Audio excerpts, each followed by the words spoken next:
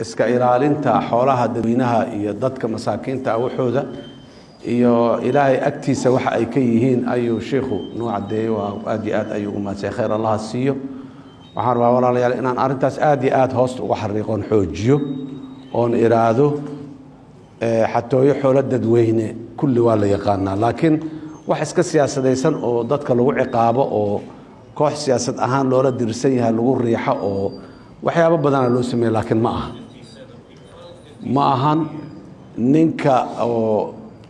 xadaaya xoolahaas dadka masaakiinta ay leeyihiin waa dambiile dambiga uu leeyahay iyo inta uu la eg yahay sheekh khayr Allah si waa noo sheegay laakiin halka oo arin oo inaan ku daro aan rabo waxay tahay ninka ka celi kara ee ka celi waayay ninka ka celi karay oo ka celi waayay inuu asaguna una ka dambi yareen laana marka oo annaga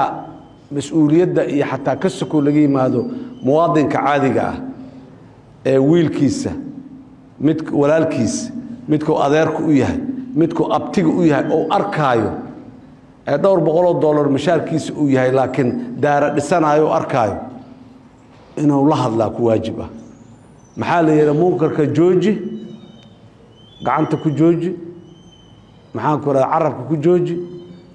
wax ugu dambeeyo oo maxaan ku yiraahdaa saddexdii la tilmaam in la hadasho waa wax ugu dambeeyo warkaale adiga maan dhow gacali maxaa ku dhacay walaalo waxaan ilaahay ka cabso oo xasuusiso qalbigiisa maxaan ku yiraahdaa Allah cabsidiisa aad qalbigiisa dib ugu soo celiso laana hadii Allah cabsidiisa ay qalbigiisa ku jirtaahay kuma dhiiradeen inuu xado xoolo umada ka dhaxeeyo islaanta IDB ga oo soo barakacday oo ama shabaab soo barakaciyay ama baahi kale adduunyo ay soo barakacisay midka jiran ee daawo gadan la midka maxaan ku yiraahdaa agoonka ee aabiis u dhintay oo laga yaabo aabiis inuu u dhinto asagoo waliba maxaan ku yiraahdaa mas'uuliyad caama iyo dan sabafal ku jira in daraadis oo ku dhinta laga yaabo islaanta waayeelka ah ee cutushka ah maxaan ku yiraahdaa aan awoodin inay daawadii maxaan ku yiraahdaa isbitaalka ay tag wax yaani fiir dadka iska la horta xoolaha waxaas dawladda laga rabaa agoonka inay xanaanayso waayeelka inay maxaa qaadayso kan baahan inay baahi tirto laakiin maxay ku baahi tiray dawladda lacagta aad xadow haysidood qaadanaysid daaraha aad ku dhisanaysid ku dalxiis tagaysid waaye lacagta ay dawladdu ku qaban lahayd waxa soo dhan hadii marka adiga lacagta aad qaadato dawladdu maxay qabanay maxay wax ku qabanay waxaan qabaa in arintaasi nimanka dhalinyarada ee wax xadayo bas inaanay ku sinayn arada Allah iyo ciqaabteeda kuma sinna kan baasada qaatay jabka gashtay bas kuma sinna walaalayaal xisaabaadka wada aragteen malaayiin $, ayaa maqan dawladii Soomaaliyana ayadoo magacii iyo heybadii iyo karaamadii ummadda Soomaaliyeed hugsan ay maalin walba inta tagtay leedahay hana la kaalmeeyo hana la saacido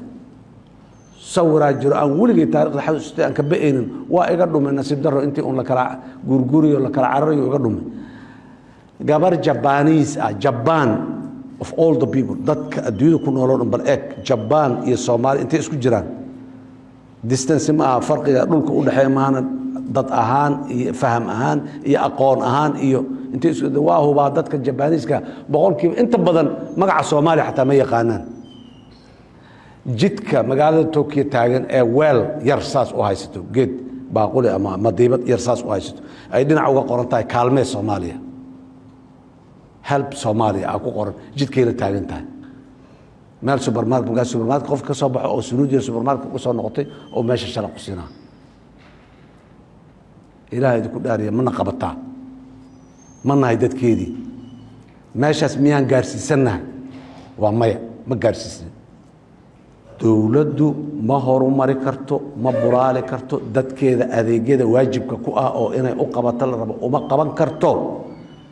haddii nin inta xilidka halbowlaha oo fiiro inta uga surto oo dhiig ka dhuuqi tago ma kori karto walaalayaal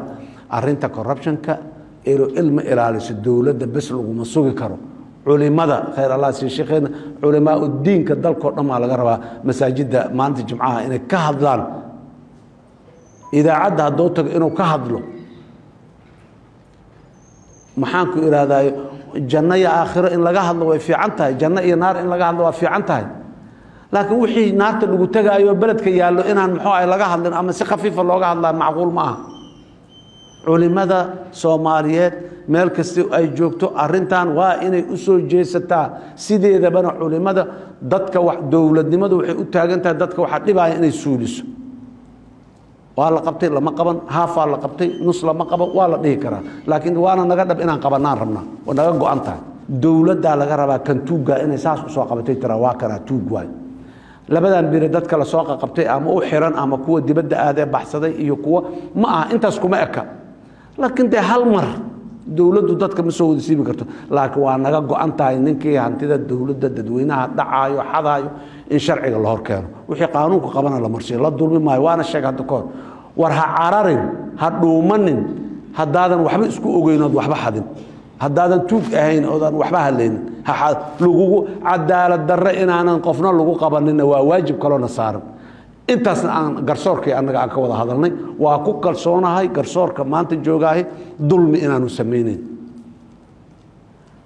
haddaan lagu dulminayn waxa kale waa maxay marka in la yiraahdo ninkan tuug ma aha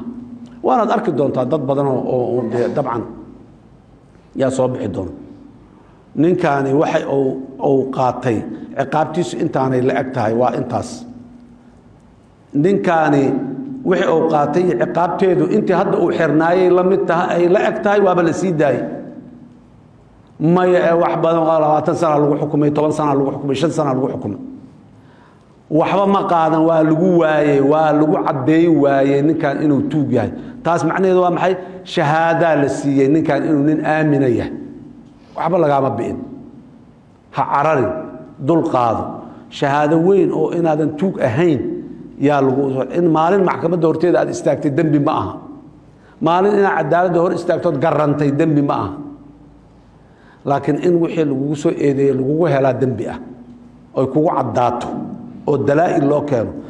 dadka lacagta dawladda inay boobeen lagu tuumsan yahay ee la haayo iyo kuwa la qaban doono intaba waxaan ballan qaadaynaa in aan garsoor cadaalada inay helaan waa qodob marka la xukumayo dadweynaha Soomaaliyeed ayaa dhagooda indhooda inay arkaan oo dooda iyo dacwada meesha ka dhacaysa la arko guri mugdi ah dhaxdiisa qol xiran oo la ogeyn ma ah telefishinada la geynaa waa la soo deynaa live wuxuu isku difaacayo sheegaa wixii lagu eedeynayna waa la sheegaa garsoorkuna markaas uu go'aan gaara wixii lagu eedeeyaa sax ah ama wixii lagu eedeeyaa sax ma ahayn difaaciisa sax la sii daay garsoorku waa intaas waajibkiisa inaan la dulmin qofkana waana laga rabaa waliba waxa laga yaabaa in uu marka qaar ko dad badan oo xataa dambi lahayn inay ku baxsadaan in lagu cadeey waayo awgeed laakiin uu qabo dambigi laakiin waa lagu cadeey waayo hadaan lagu cadeynin on marqaatiyaal cad aan meesha la soo taagin iyo dokumentiyaal iyo waxyaalo dalaa'il aan la keenin sabab loogu dhaganaanayo ma jirto sabab loogu dhaganaanayo ma jirto marka waxa rabaa dadka Soomaaliyeed garsoorkana ha ku kalsoonaadaan dadkana aan la hadalno aan wax u sheegno maxkamad iyo booliis kaliya kuma xalli karna mushkiladaana wacyiga dadkan ku xalli karnaa dadka wacyigood waxaana inay xaraan yihiin oo adduunyo aakhiraad war ogow dawladdu haday midka waxadayo dawladdu haday ku arki weydo ku soo gaari weydo waxa aad xadaysaa aakhire kaaga horeeyaan waa qodob adiga shakhsi aan caafimaadkaaga iyo gurigaagana waad ka arkay dadka masaakiinta waxood aad boobtay qoyskaaga iyo gurigaaga iyo inta aad waxa aad jeceshahay adiga ka dhax arkay ha aadin meeshaas irsaaqad xalaal siisa ilmahaaga ku barbaare xalaal kuwa fiican oo biri marka dhimato adiga ku duceeyay u noqdaan oo maxaan ku raadayay ajarki aan go'aynin oo ay kamid ahaayeen walad saalax oo ku soo duceeya ajarkiisa ma dhamaado hadaan dhimato amalkaaga haduu go'o saddex marka waxaan rabnaa dadka Soomaaliyeed dhinacaas wacyiga inay ka dhisnaadaan